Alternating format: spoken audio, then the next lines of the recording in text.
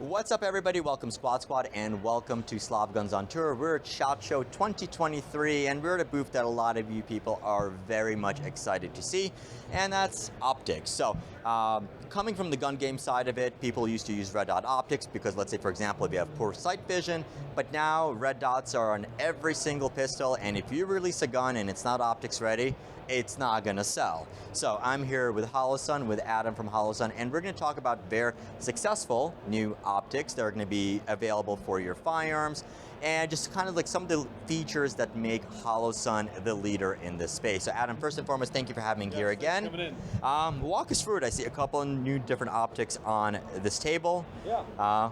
Let's go. Yeah, so let's go ahead and start with the 507 comp, or the competition. So this is an RMR footprint. As you can see, the window is gigantic. Comparing it to more of like an SCS that a lot of people have access to, it's significantly larger. Now, obviously for competition, you want to see everything and everything and everything. This will allow that. It also has our new competition reticle, which has a 2 MOA dot, a 8 MOA ring, 20 MOA ring, or 32 MOA ring. You can use those in almost any combination you can think of, just by holding down the minus button and cycling through them. So this is gonna hit the market, give or take, end of Q2, right in the area of like $370 to $400 price point. I personally, as a competition guy, am super excited about this. It's our big foray into that. Yeah. So look forward to this one hitting the market. Yeah. And like I said, and it's particularly when we're talking about competition guns, I mean, like having that wide field of view is gonna be the critical difference, because otherwise, I mean, well, you're hunting for the dot in a lot smaller place than you need to. Yes, agreed. Then we go into our SCS line, which I'm just going to pick up one of these. Most people know the SCS, and the really claim to fame the SCS is it's custom made for the gun you have. So it's either, up until now, it's been the Glock MOS or the M&P 2.0. Yep. You buy it for the specific gun you have, it mounts directly on, the serrations generally line straight up, and then on top of that, it does not have an external battery. So it's an internal battery that the solar panels in the back charge and keep running. There's a single button here at the back, or on the side, depending on which one you have, and that button does everything from turn it off to change the reticle. We are expanding that line to now include the Walther PDP, as well as the HK VP9. Nice. So now there's 4 SCS options available on the market. Okay. So two quick questions on those optics. Number one, we have a sealed internal battery. So people are going to be asking, well, if you know over iPhone, it's like you're not going to be able to change the battery.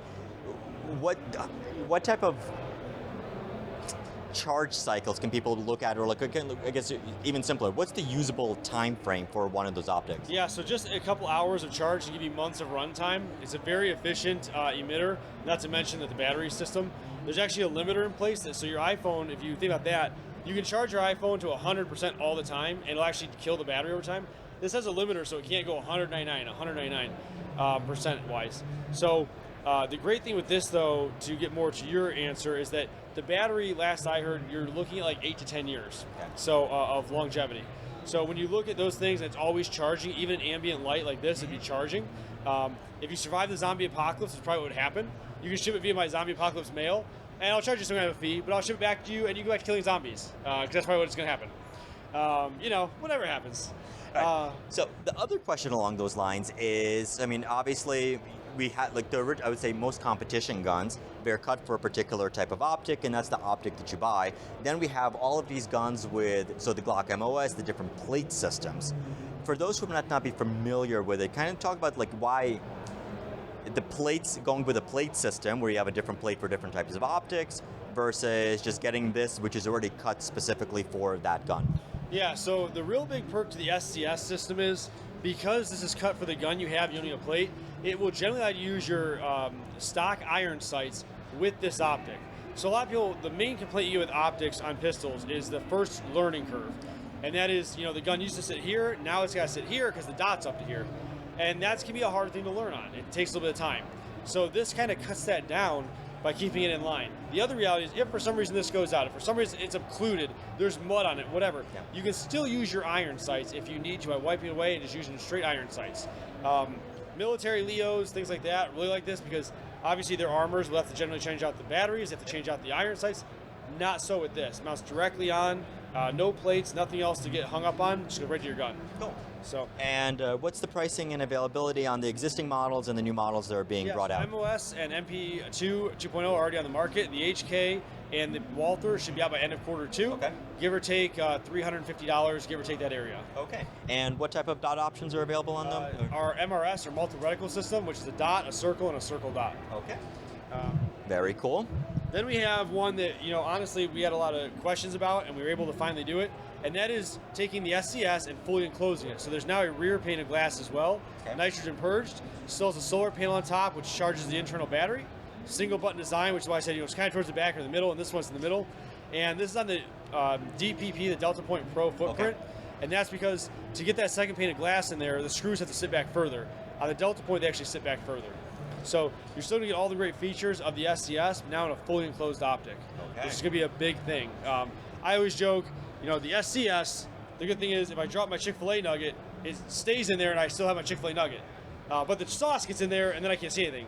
With the DP, the SCS 320, this one, I don't have the sauce there, but I also lost my nugget.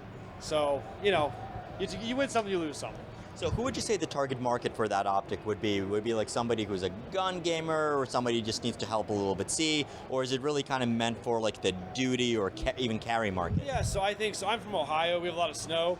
If I go out there and I'm shooting and it's snowing, you can get times where if there's enough snow, it'll actually clog your emitter because it just keeps going into the optic. With the fully enclosed systems, that doesn't really happen because you just kind of wipe it out. If you're in Arizona, Texas, you have a lot of sand, you have a lot of dirt. Again, can happen. It's uncommon, but it can happen. So it depends on your use. If you're average CCW person, maybe you don't have your belly button limb there. But for the most of us, the SCS runs just fine. The SCS 320 though is that upgrade where if you say, hey, I've seen this happen or I've had this, upgrade to that one and it should solve your problem. Nice. And pricing, availability? $400 give or take, and end of Q2. So definitely in line with your more premium optics, but then again, you have a lot of premium features in that as well. Correct. Yes, that one is like ready to go, and it is a premium optic to say the least. Okay.